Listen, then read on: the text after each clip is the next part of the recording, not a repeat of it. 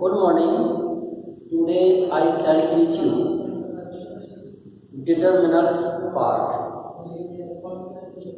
I have taught you sometimes before articles, and there are two kinds of articles. One is definite article and second is indefinite article. And I have told you about the definite article the. And today I am telling you about the indefinite article. Indefinite article को हम प्रायः general में बात करते समय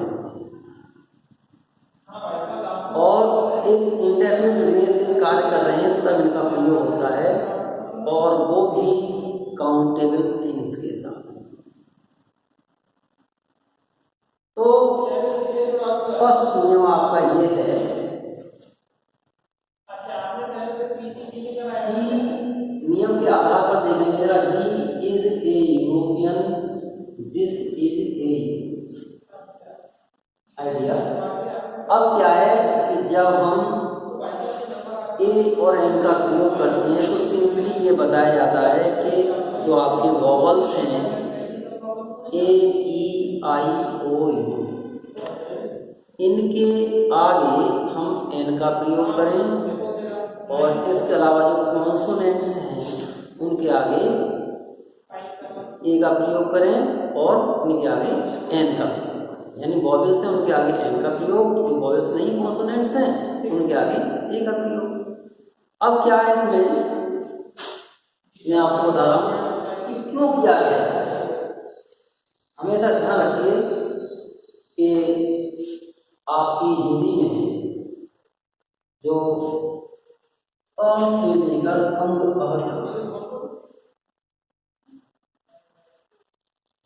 जो भी आते हैं अक्षर उनके साथ में एन का प्रयोग करते हैं, और क से लेकर या तक आते हैं उसमें हम ए का प्रयोग। ये विशेष रूप से ध्यान रखना है। अब क्या है, मैं आपको बता रहा हूँ, जैसे इसके मैं सेंटेंस को पढ़ रहा हूँ, he is a European. European में क्यों लगाया गया, क्योंकि उच्चारण इसका प्राप्त होगा यूरोपियन, है ना। या से प्राप्त है तो क से लेकर या में आ गया, इसलिए ए का प्रयोग। ऐसे ये है, this is a unique idea. Unique को लिखते हैं यूनिक, तो ये कहां पर है, कॉन्सोनेंट्स में, इसलिए ए का प्रयोग। तो ऐसे ध्यान रखेंगे कि हम जो वॉवल्स हैं, यदि वॉवल्स का जो स्वर है, प्रोनाउंसिएशन है, that is coming out as a Hindi consonants, then we use only A, तब हम आप ए का प्रयोग करेंगे। अब इसमें क्या है, देखिए अगला रूल है। अगले रूल में ये बताया गया है, जैसे the girl bot N orange, he is an Indian. अब इसमें नियम आपका क्या था, the is use before the word which begins A vowel sound. ऐसे शब्द जो वॉवेल साउंड से प्रारंभ होते हैं उनके साथ हम एन का प्रयोग करते हैं, तो एन का प्रयोग यहाँ पर बताया गया है, N orange, an Indian. Orange में देखिए ऑरेंज आ गया, आप उसके अनुसार देखेंगे तो आपको एन का ही प्रयोग करना है। ऐसे इंडियन में जब हम इंडियन हिंदी में लिखेंगे, यू विल फाइंड इंडियन, तो यहाँ पर एन का ही है ना। अब अगला रूल देखेंगे आप, इसमें लिखा गया है some words begins with a silent, so we use an before them. कुछ ऐसे वर्ड्स होते हैं जो वॉवेल से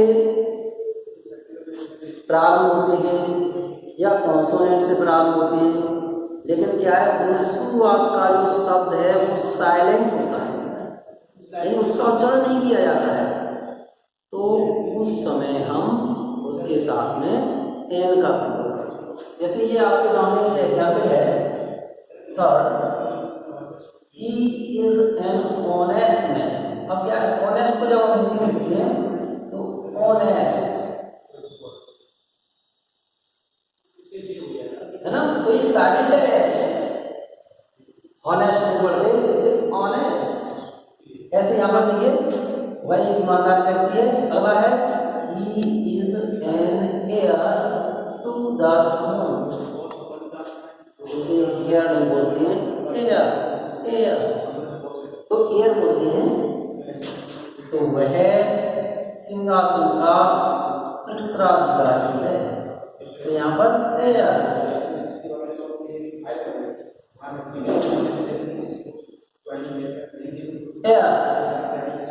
तो एस यहाँ पर भी साइलेंट है। तो जहाँ जो वर्ड साइलेंट होता है जिसकी ध्वनि निकलती है उसके अनुसार हम यहाँ पर ए अथवा एन से आर्टिकल का प्रयोग करते हैं। यहाँ पर साइलेंट है। अब इसके बाद में देखिए अगला नियम मैंने भेजा, उसमें देखिए आपको ये बताया गया है we use a और n before singular countable noun। हम जो सिंगुलर काउंटेबल नाउन है उसके साथ में ए और एन का प्रयोग करते हैं, गिन लेते हैं। जैसे यहाँ पर क्या है,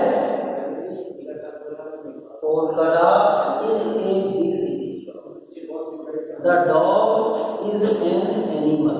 ये काउंटेबल है, आसानी से लिखा जा सकता है एनिमल सिटी 1 2 3। तो ऐसे जिन्हें हम काउंट कर सकते हैं उनके आगे हमेशा हम ए का प्रयोग करते हैं।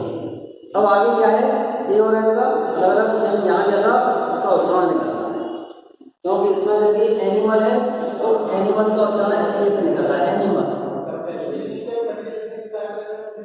और यहाँ पर निकल रहा है बिग। तो ये ब शब्द है, ये शब्द है, जब हम उसमें देखते हैं कहाँ आ रहा है उसके आधार पर फिर कर देते हैं। अब अगर देखिएगा ये बताया गया है अगला ग्रुप में we use a और n before the names of occupation and profession। जो भी ऑक्यूपेशन अथवा प्रोफेशन है, ये देखो शब्द आते हैं ऑक्यूपेशन वाले या प्रोफेशन वाले, तो उनमें हम ए अथवा एन का प्रयोग करते हैं अकॉर्डिंग टू प्रोनाउंसिएशन। उनका प्रोनाउंसिएशन जैसा निकल रहा है। जैसे यहाँ पर हम पढ़ रहे हैं is father is an engineer. Engineer क्या है, profession. He is a pilot, वह पायलट है। अब यहाँ पर इंजीनियर है तो यहाँ पर इंजीनियर, तो इसे प्रारंभ हो रहा है तो क्या लग जाएगा, पायलट है तो पास में प्रारंभ हो रहा है तो कौन सा कंडम चलाएगा, यानी हम इनके आगे भी हम ये अटोमेशन का प्रयोग करते हैं, प्रोफेशन दे रखा है। अब अगला है when we use a before little and few there is a change in the meaning of these words। जब little और few में ए का प्रयोग कर देते हैं तो इनका क्या है, वो अर्थ चेंज हो जाता है ना। जैसे a few is used with plural countable nouns। In plural countable nouns के साथ प्रयोग किया जाता है। and a little with uncountable nouns, और little है uncountable nouns के साथ प्रयोग किया जाता है। few means not many while a few means small number। little means यहाँ बताया जा रहा है आपको कि little means है not much, यानी अधिक नहीं, while a little means some, जबकि a little का मतलब होता है some, थोड़ा। तो यहाँ पर मैंने आपको एग्जाम्पल लिखे देखेंगे। few people visit this temple now। few means होता है nothing, न के बराबर, यानी न के बराबर लोग अब इस मंदिर में जाते हैं। यदि यहीं पर ये लगा देते few people visit this temple now, तो इसका मतलब सम यानी थोड़े, और द लगा देते हैं यदि पर्याप्त तो बहुत है। तो यहाँ पर एक क्यू है ये काउंटेबल के साथ में क्यू होता है, क्यू काउंटेबल हो नाउन तक, अनकाउंटेबल हो वहां पर हम लिटिल का प्रयोग करें। तो यहाँ पर बताया गया क्यू का और एक स्टूडेंट्स आर रीडिंग हियर, यानी कुछ विद्यार्थियां पढ़ रहे हैं। अब अगला देखेंगे आप इसी संबंधित लिटिल वाला, little water is the bucket, bucket में थोड़ा पानी है, इसका मतलब नहीं है पानी, न की मात्रा के बराबर। अब क्या है, there is little milk in the बोतल, बोतल में कुछ दूध है, यानी कुछ मात्रा के लिए एक यू होता है, ओ ये लिटिल होता है, और अधिक मात्रा के लिए द लिटिल होता है, और न के बराबर मात्रा के लिए लिटिल, ये अवश्य ध्यान रखें। अच्छा, तो मैंने आपको यहाँ पर डेस्क्राइब किया है, there is little water in the bucket, यानी बकेट में पानी नहीं है, थोड़ा भी पानी नहीं है, ये हुआ नेगेटिव सेंस निकलता है। अब अगले रूल पर आते हैं, सी इज ए गुड गर्ल। आपने देखा होगा कि हमने अलग लेसन में बताया गया है कि यदि कोई एडजेक्टिव है, नाउन से पहले आया है और वो काउंटेबल है नाउन, तो उस एडजेक्टिव से पहले हम उसके प्रोनाउंसिएशन के आधार पर, according to pronunciation we put a और an. So you will find here she is a good girl, here adjective is good, so we have put here a, and after that you are seeing the second sentence, she told me an interesting story. In this sentence you are seeing story is noun and interesting is adjective and an in article, indefinite, because it is put according to this pronunciation, according to adjective pronunciation it is put here indefinite article. I am telling you, adjective से पहले हम उसके pronunciation के आधार पर countable होने पर ई अथवा एन लगाएंगे। अब अगला रूल है आपका, आपने देखा होगा कि रूल ये बता दिया जाता है कि ए ई आई ओ के आगे एन का प्रयोग और शेष के आगे ए का प्रयोग।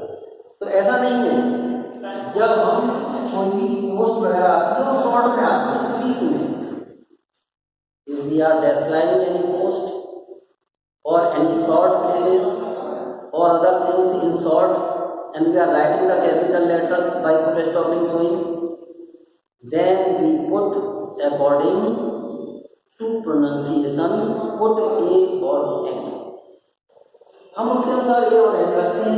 तो यहाँ पर क्या है, एम पी, जब हम इसका उच्चारण करेंगे एम पी, ये ए आ गया, आप सोचिए कहाँ का है ना, उसके अनुसार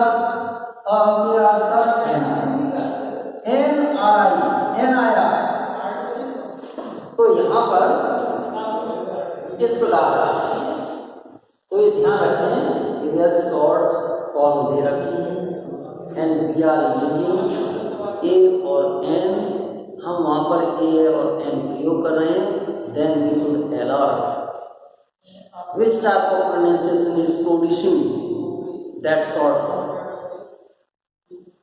Now come on next rule, she bought a knife and fork. अब हमने यहाँ पर ये लगा दिया, दो चीजें दे रखी हैं, दोनों चीजें एक साथ सम्मिलित प्रयोग की जाती हैं या उन्हें एक ही माना जाता है, तब हम एक का प्रयोग करते हैं। जैसे सी है बॉट और नाइफ एंड फॉर्क, उसने कांटे और चाकू खरीदे, यानी कांटा और चाकू खरीदा, लेकिन एक नहीं हो सकता है, तो यहाँ पर ए का प्रयोग करते हैं। यदि यहाँ पर भी द होता तो यहाँ पर भी द प्रयोग दो वस्तु होता। अब आगे देखिए, the old lady had a cup and saucer in her hand, एक महिला के हाथों में कप एंड सॉसर है, तो cup and saucer that is in one unit, एक यूनिट में आ जाएंगे, कप रखा हुआ सॉसर पर, यानी तो इसे वन यूनिट काम किया जाता है। जहाँ पर 1 यूनिट काम किया जाए, you should apply on that time only A. So you are finding here a knife and fork is also counting as a one thing, and a cup and saucer it is also counting as a one thing, as a unit. So we should use only A before such type nouns, such type unit type nouns we always use A. Thank you so much. I have taught you indefinite article A and N. And next demonstrative or possessive I shall teach you on the next day. Thank you so much for listening.